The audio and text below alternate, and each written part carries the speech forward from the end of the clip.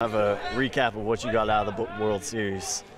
We're still going to play 2 more games, and we'll have something on the line for the gray team. But certainly, the Maroon team played well. The Dakota Hudson really got them off to a great start today, and really today was the first non-competitive game that we've had out of the 3. But we're finding a lot out about our club, and that's the whole purpose of this. And we'll have some evaluations a little bit later on, and it's an exciting time.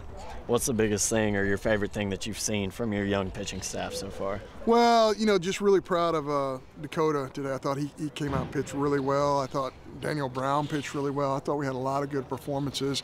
I felt like Cale Bro really, after not pitching as well a week ago, was really sharp today. His breaking ball was really good and changed speeds. And I think something interesting, I think we had, if I'm not mistaken, I think we had 5 or maybe 6 arms today go out and throw a baseball 91 miles an hour or better.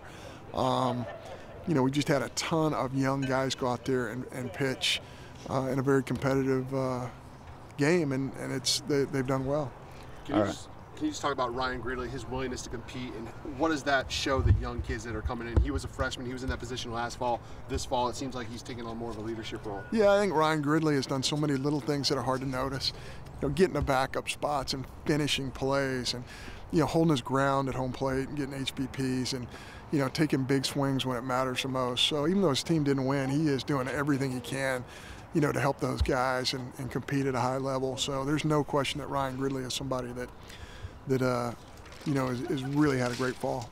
Delvin Zinn, Eli Marrero, Luke Alexander all had good World Series. What's the biggest thing you've seen from the young guys behind the plate instead of on Well, the mound? Marrero's played very, very well. When you're catching a guy who's going 95, 97 with a 90-mile-an-hour, cut fastball, like Dakota Hudson, it's difficult. And he had a few more drops today than he normally does, but he finds a way to compete, and he's a dynamic athlete. He just finds a way to get big hits, and he can get to first base in a hurry, so he's somebody who can really help us out. Luke Alexander played really well defensively today and had some big hits, and you're right, Delvin is somebody who has gotten huge hits. He got the game winner for him last night and hit a double today, and he's a young man who's just starting to figure out baseball at this level, and I think he's going to end up being a really good player.